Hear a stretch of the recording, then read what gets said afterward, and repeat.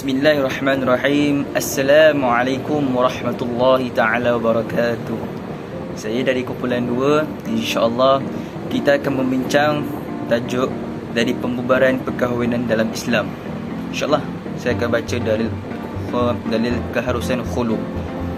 Firman Allah Subhanahu wa ta'ala, maksudnya, dan tidaklah halal bagi kamu mengambil balik sesuatu daripada apa-apa yang telah kamu berikan kepada mereka, kecuali jika kedua-dua takut tidak dapat menegakkan hukum-hukum Allah Subhanahu wa ta'ala.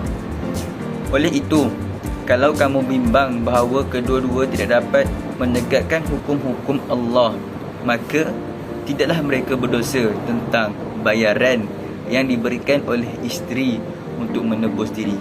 Sekian sahaja. Terima kasih daripada Amirul Salim tadi. Sekarang saya akan menyampaikan apa itu rukun dan syarat khulu.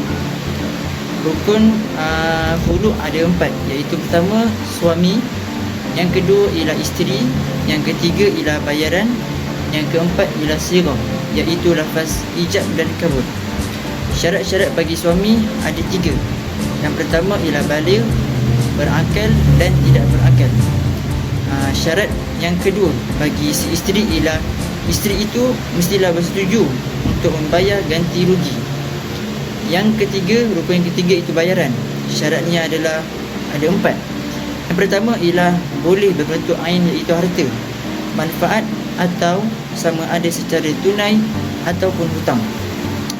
Yang kedua ialah mestilah halal dan berniat dan bernilai menurut syarak. Yang ketiga ialah dipersetujui bersama oleh suami dan isteri. Yang keempat ialah dinyatakan dengan jelas dan akad. Rukun yang keempat iaitu sirah, iaitu lafaz ijab dan kabul. Syarat-syaratnya terbahagi kepada 3. Yang pertama ialah boleh menggunakan lafaz khulu atau talak sharih atau kinayah berserta niat khulu. Yang kedua ialah menyatakan bayaran secara jelas. Yang ketiga ialah contohnya, saya ceraikan kamu dengan talak 1 dengan bayaran sebanyak RM10,000. Seterusnya kita beralih kepada implikasi khulu', iaitu kesan khulu' yang terbahagi kepada 5. Yang pertama ialah khulu' mengurangkan bilangan talak yang dimiliki suami, iaitu dikira sebagai talak 1 sahaja. Yang kedua ialah khulu' ialah talak ba'in sughra, yang menyebabkan si suami tidak boleh rujuk kembali dengan isteri ketika iddah, kecuali melalui akad dan mahar yang baharu.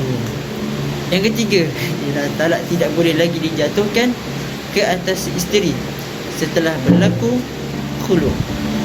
Yang keempat ialah si isteri wajib membuat bayaran kepada si suami dengan jumlah dan waktu yang telah dipersetujui bersama. Yang kelima ialah isteri berhak mendapat nafkah ketika iddah jika hamil, dan hanya berhak mendapat tempat tinggal sahaja jika tidak hamil. Bermaksud di sini, jika si isteri telah hamil selepas si suami menceraikannya, si isteri berhak mendapat tempat tinggal. Jikalau si isteri tidak hamil, maka tidak berhak dia mendapat tempat tinggal daripada si suami. Seterusnya, kita akan sambung daripada Afif tadi, iaitu hikmah khulu'. Yang pertama, jalan keluar bagi isteri untuk membebaskan diri daripada suami yang tidak disukai atau menzaliminya. Yang kedua, mengelakkan isteri daripada berlaku zalim kepada suami disebabkan suami tidak mendapat haknya dalam perkahwinan. Yang ketiga, memberi ruang kepada kedua-dua belah pihak untuk membina semula rumah tangga yang lebih baik dan bahagia. Yang keempat, membebaskan suami daripada beban seperti nafkah dan mut'ah. Yang kelima, memberikan keadilan dan menghilangkan kemudaratan seperti permusuhan kepada kedua-dua belah pihak. Seterusnya kita akan masuk pengertian fasakh pula, ya. Fasakh dari segi bahasa ialah pembatalan, dan dari segi istilah pula ia bermaksud pembatalan akad perkahwinan dengan sebab-sebab tertentu. Jenis-jenis fasakh yang ditentukan oleh hakim. Yang pertama, fasah disebabkan suami tidak memberi nafkah atau mahar. Yang kedua, fasah disebabkan tidak bersepupu antara suami dan isteri. Yang ketiga, fasah disebabkan keengganan salah seorang suami atau isteri untuk memeluk Islam bersama-sama pasangannya. Yang keempat, fasah yang disebabkan kecacatan atau aib yang terdapat pada suami atau isteri seperti gila, kusta dan penyakit yang menghalang persetubuhan yang tidak dapat disembunyikan. Yang kelima, fasah disebabkan kerana suami menuduh isteri berzina tanpa saksi. InsyaAllah pada hari ini saya akan sambung sahabat saya punya pembatangan. Jadi iaitu implikasi fasah. Nak tahu tak apa itu? Okey, jom mari kita tengok. Okey. Iaitu slide. Slide. Okey, tengok Yang pertama, terputus hubungan suami isteri serta-merta dan suami boleh rujuk kembali dengan isteri kecuali dengan akad dengan mahar baharu. Seterusnya, tidak mengurangkan jumlah talak yang dimiliki suami. Dia masih mempunyai hak talak sebanyak 3 kali lagi. Ada 3 kali lagi. Okey. Seterusnya, talak tidak boleh dijatuhkan ketika isteri berada dalam adat fasah. Seterusnya, isteri berhak mendapat tempat tinggal sahaja semasa tempoh adat fasah, sama ada masih hamil ataupun tidak. Okey, faham? Seterusnya, isteri tidak berhak mendapat mutuah jika fasah ini berpunca daripada dirinya, seperti mempunyai penyakit gila dan seumpamanya. Okey, dan seterusnya, isteri tidak iaitu isteri tidak berhak mendapat mahar jika fasah berlaku sebelum persetubuhan. Okey, kita pergi ke slide seterusnya, iaitu slide dalil keharusan fasah. Okey, jom. Dalil keharusan fasah. Maksudnya, daripada Abu Hurairah, Nabi bersabda mengenai seorang lelaki yang tidak mempunyai sesuatu untuk memberi nafkah kepada isterinya. Rasulullah SAW bersabda, hendaklah dipisahkan kedua-duanya. Okey, kita pergi ke slide seterusnya, iaitu hikmah fasah.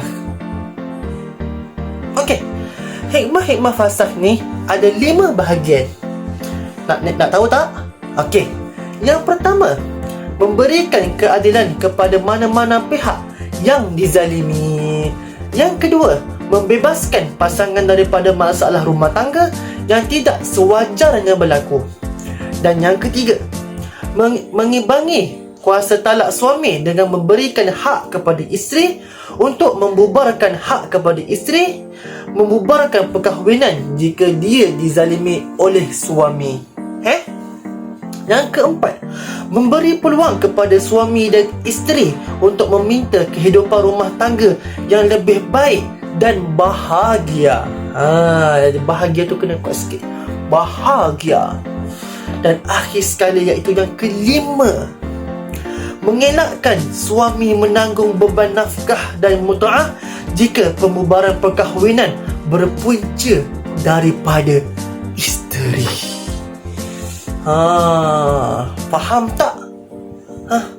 Okey, jadi itu saya punya pembentangan pada fasah. Jadi seterusnya saya akan berpindah kepada sahabat saya untuk memberikan pembentangannya.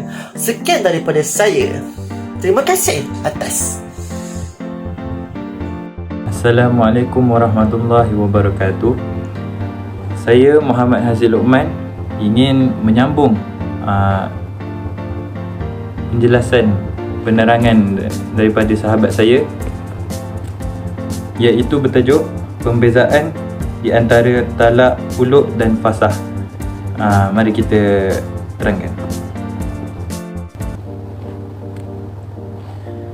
Fasah pertama ialah hakim yang berhak menjatuhkan fasah sama ada atas permintaan suami atau isteri manakala huluk ialah isteri berhak meminta suami, dan manakala pula talak hanya suami berhak melafazkan talak. Perbezaan ia ialah pihak yang berhak.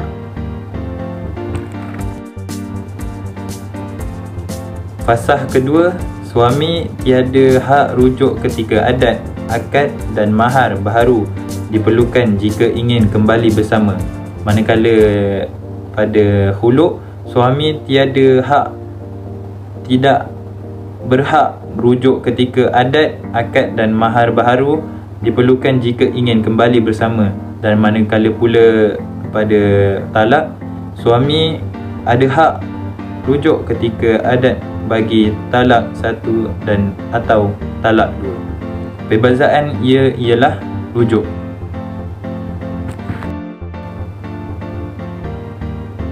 Mari kita sambung kepada fasah yang ketiga. Fasah yang ketiga, tiada bayaran dikenakan ke atas isteri. Manakala pada huluk, isteri wajib membuat bayaran kepada suami sebagai ganti rugi. Dan manakala pula kepada talak, tiada bayaran dikenakan ke atas isteri. Dan perbezaannya ialah dari segi bayaran.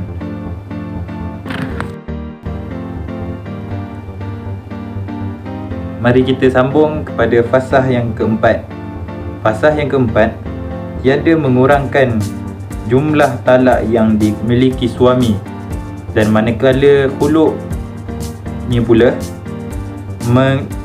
mengurangkan jumlah talak yang dimiliki. Dan manakala pula kepada talaknya mengurangkan jumlah talak yang dimiliki oleh suami. Dan perbezaannya ketiga-tiga aspek ini ialah kesan kepada jumlah talak.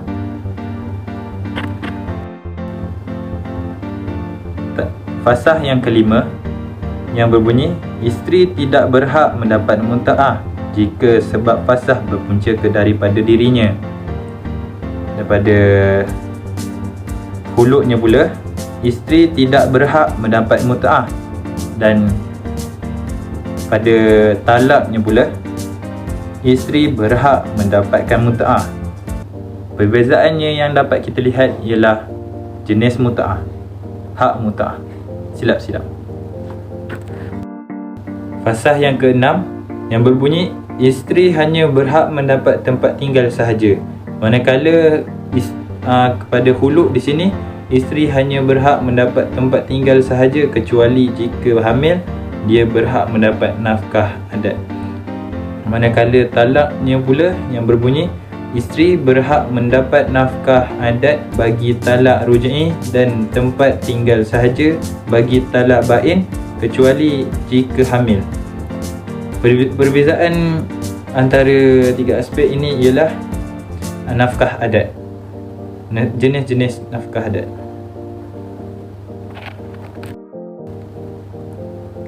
Ayuh ke peringkat yang terakhir, iaitu fasah yang ketujuh yang berbunyi membatalkan tanggungjawab suami kepada isteri. Dan manakala pula huluk yang berbunyi membatalkan tanggungjawab suami kepada isteri dan talak. Dan akhir sekali, dari segi talak, tidak membatalkan tanggungjawab suami kepada isteri bagi talak ruj'i. Perbezaannya ialah tanggungjawab ketika adat. Sekian, terima kasih. Fasah yang berlaku serta-merta. Yang pertama, fasah disebabkan murtad. Yang kedua, fasah disebabkan kerosakan kad seperti perkahwinan tanpa saksi atau tanpa keizinan wali. Yang ketiga pula, fasah disebabkan suami ialah mahram kepada isteri dengan sebab keturunan, persemadaan dan penyusuan yang hanya diketahui setelah akad. Sekian daripada saya.